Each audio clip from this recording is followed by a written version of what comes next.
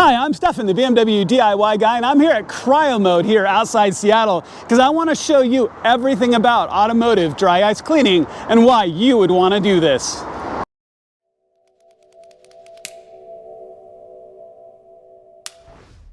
All right, guys, so let's jump into this really quick and let's talk about the reasons why we want to do this. And I want to introduce the owner of Cryomode.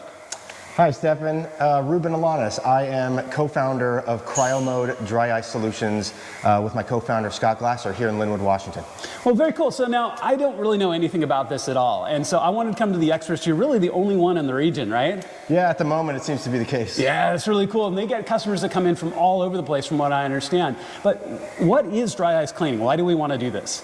Yeah, so dry ice cleaning is just simply the process of using air pressure to blast dry ice pellets, which we'll show you in a little bit, to clean surfaces. So if you're familiar with something like sandblasting or pressure washing with water, concept is the same, but we're not using any chemicals or liquids whatsoever. We're using dry ice, which leaves nothing behind as it dissipates in the air. All right, so Ruben, why would you want to do something like this? I mean, what are the reasons why you'd bring your car in for dry ice cleaning? Yeah, there's a few reasons why we see customers all the time who want their cars dry ice cleaned.